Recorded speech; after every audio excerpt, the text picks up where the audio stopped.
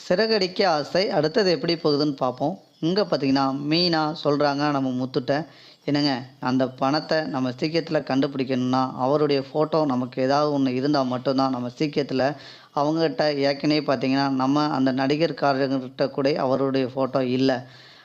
அதுக்கு என்ன பண்ணணும்?" அப்படின்னு நம்ம முத்து சொல்றாரு, நம்ம அண்ணாமலைட்ட. "அப்பா நம்ம ஃபோட்டோ இல்லாம ஒண்ணுமே கண்டுபிடிக்க வாய்ப்பே கிடையாது. அவங்களுடைய ஃபோட்டோ இப்போ போலீஸ் ஸ்டேஷன்லயே எங்கேயுமே கிடையாது. பணத்த கொண்டு வந்து நம்ம ஏமாந்துட்டோம். அந்த பணத்த நம்ம வீட்ல உள்ளவங்க குடுத்துட்டு இப்படி முழிச்சுக்கிட்டு இருக்கோம். இது மாரி முட்டாள்தனம் நம்மட்ட மட்டும் தான்ப்பா இருக்கு. யாரு மூத்த மகன்னு எந்த அளவுக்கு நம்ம இங்க தூக்கி கொஞ்சுனீங்களோ, அவங்க மூத்த மருமவா சொன்னவங்க இன்னைக்கு பார்த்தீங்கன்னா, லாஸ்ட்ல இவ்வளோ வரைக்கும் கடனாளி ஆக்கி இன்னைக்கு இவ்வளோ பிரச்சனையும் உருவாக்கிட்டாங்க." அப்படின்னு முத்து சொன்னோனே, அந்த சைட்ல ரோகிணி சொல்றாங்க, "நாங்க கடன் பட்டத எங்களால அடைக்க முடியும். அந்த கடன எப்படி நாங்க மீண்டு வெளிய வரதுக்கு எங்கள்கிட்ட திறமை இருக்கு. அத வச்சு நாங்க தொழில் பண்ணி நாங்க முன்னேறிருவோம். அந்த முன்னேற்றம் சில பேருக்கு பிடிக்காதனால ஏதோ ஒரு விஷயம் நடந்துருச்சு." அப்படின்னு ரோகிணி சொல்றாங்க. இந்த சைட்ல விஜயா உடனே, "ஆமா, என் பிள்ளை மூத்த மகன் முன்னேறினா தான் யாருக்கு பக்கத்துல வைக்க எல்லாத்துக்கும் பிடிக்கவா போது. அதனால ஊரா கண்ணு யார் கண்ணு பட்டுச்சோ, என் பிள்ளை இன்னைக்கு வளர்ந்து வரும்போது இந்த விஷயத்துல வந்து மாட்டிக்கிட்டான். அந்த கடனை எப்படியும் அந்த படம் பாவி தூக்கிட்டு போயிட்டான். எவ்வளவோ எவ்வளவோ பணம் வந்துச்சு போச்சு.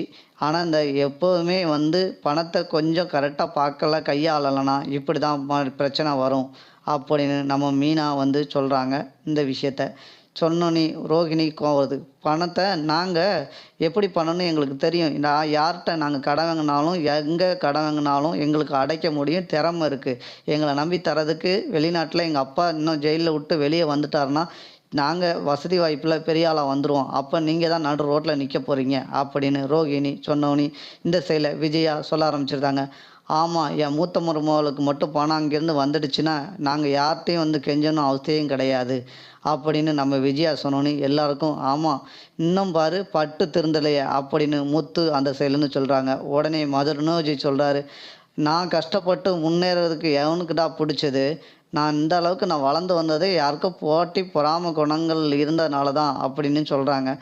"அப்படிதான் உனக்கு இவ்வளோ தென்னாவட்டு இருந்ததுன்னா, நீ நேரா போய் மலேசியால போய் ஒரு பாஸ்போர்ட் எடுத்து வச்சிருக்கல்ல, அத கொஞ்சம் டிக்கெட்ட செலுத்தி நீனும் உங்க பார்லர் அம்மாவும் போயி நேரா ஜெயில்ல போய் சந்திச்சு அந்த பணத்த வாங்க வேண்டியது தானே. ஏதாவது ஒரு அமௌண்ட்ட வாங்கிட்டு வந்தீங்கன்னா, நீங்க சீக்கிரம் இந்த கடன அடைச்சுட்டு எல்லாத்துலயும் மீண்டு இந்த வீடு வாங்கி ஏமாந்ததோட ஒரு பெரிய வீடா வாங்கி, இப்ப 3,00,00,000க்கு வீடு பார்த்த இடத்துல ஒரு 30,00,00,000க்கு ஒரு வீடு வாங்கி வச்சிட வேண்டியது தானே. நீங்களும் பார்லாமாவும் நல்லா வாழுங்க. யாருடா உங்கள வந்து வாழக்கூடாதுன்னு சொன்னா?" அப்படின்னு முத்து சொல்றாங்க. உடனே, "நாங்க 2 பேரும் சீக்கிரத்தில நாங்க வெளிநாட்டுக்கு போக தான் போறோம். நீங்க 2 பேரும் கண்கூடா பார்க்க தான் போறீங்க." அப்படின்னு நம்ம ரோகிணி சொல்றாங்க. அந்த சைட்ல விஜயா இத நினைச்சு சந்தோஷப்படுறாங்க. அப்படிதான் நண்பர்களே இந்த பதிவு போது. இந்த வீடியோ புடிச்சிருந்தா லைக் பண்ணுங்க, ஷேர் பண்ணுங்க.